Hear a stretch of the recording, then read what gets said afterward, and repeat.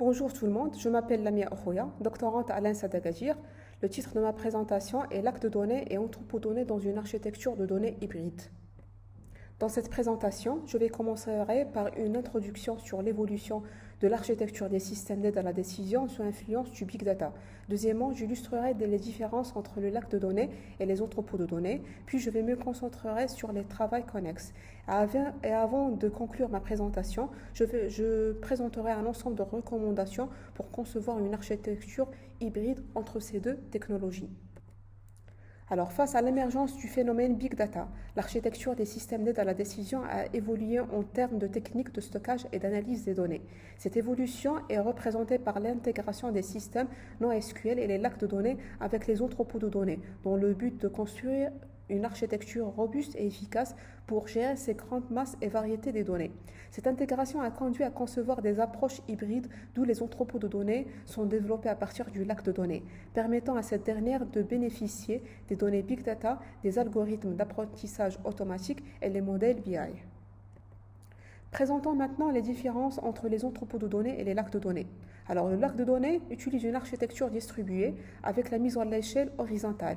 Il applique un processus ELT avec l'approche du schéma en lecture, ce qui lui permet d'acquérir une grande flexibilité sur les données. Pour la gouvernance des données, elle est encore en cours de maturité dans le lac de données. On passe à l'entrepôt de données qui utilise une architecture centralisée avec la mise en l'échelle verticale. Il applique un processus ETL avec l'approche de schéma en écriture, ce qui diminue sa flexibilité sur les données. Et finalement, la gouvernance est mature dans les entrepôts de données. Sur la base de cette comparaison, nous pensons que la combinaison des deux concepts permettra de concevoir un nouveau système de stockage performant. Pour ce faire, nous devrions résoudre les problèmes suivants. Le premier problème concerne l'absence de la structuration des données stockées dans le lac de données. Cela est dû à l'utilisation du schéma en lecture. Le deuxième problème est lié à la sémantique des données qui est peu connue dans les lacs de données. Et le dernier problème concerne cette fois-ci l'organisation des données des entrepôts de données supportant que les données structurées. Or, dans le lac de données, on trouve des données de tout type, structurées, semi-structurées et non structurées, et cela sous format brut. Pour résoudre les deux premiers problèmes liés à la structuration et la contextualisation des données stockées dans le lac de données, un système de gestion de métadonnées doit être mis en place. Plusieurs travaux ont traité cette thématique durant ces 3 dernières années.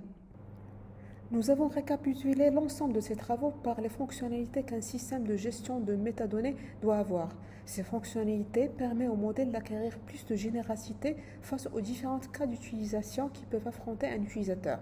Ces fonctionnalités sont les suivantes: l'enrichissement sémantique, le polymorphisme sur les données, suivi d'utilisation, le versionnement de données, la catégorisation, lien de similarité et enfin la granularité multiple sur les données. On observe que le premier modèle comporte 3 fonctionnalités sur 8. Le deuxième et le troisième modèle partagent le même nombre de fonctionnalités, c'est-à-dire 7 sur 8, avec une différenciation sur les fonctionnalités non couvertes. Et le dernier modèle supporte l'ensemble des 8 fonctionnalités, qui est considéré dans la littérature jusqu'aujourd'hui le modèle le plus générique dans le contexte de la gestion des métadonnées dans le lac de données. Pour le problème relatif à l'organisation des entrepôts de données, peu de travaux ont traité cette thématique, dont chacun a sa propre démarche pour concevoir un entrepôt de données à partir d'une source de données hétérogène. Cependant, ils partagent les concepts suivants: l'utilisation des algorithmes pour automatiser l'extraction des données à partir du lac de données ou bien une source hétérogène, la structuration des données utilisant soit un modèle de gestion de métadonnées ou bien un modèle multidimensionnel, et finalement un ensemble de techniques pour implémentation telles que Hadoop pour la conception du lac de données, Delta Lake pour la qualité des données et les processus ELT et ETL pour la migration des données. Donc, l'ensemble de ces travaux nous ont permis de ressortir par un ensemble de recommandations, et c'est là pour concevoir un entrepôt de données à partir d'une source hétérogène et plus particulièrement une source de type lac de données.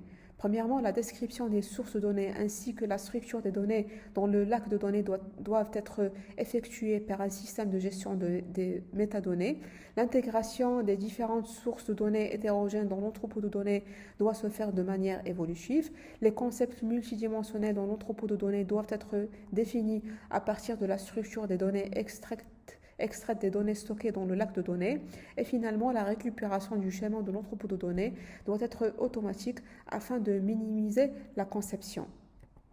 Dans cette présentation, nous avons fait un tour d'horizon sur les approches traitant la conception des architectures hybrides pour l'entrepôt de données et les lacs de données. Nous avons aussi projeté les problèmes affrontés lors de la mise en place de cette architecture et nous avons proposé un ensemble de recommandations pour élaborer un entrepôt de données à partir d'un lac de données.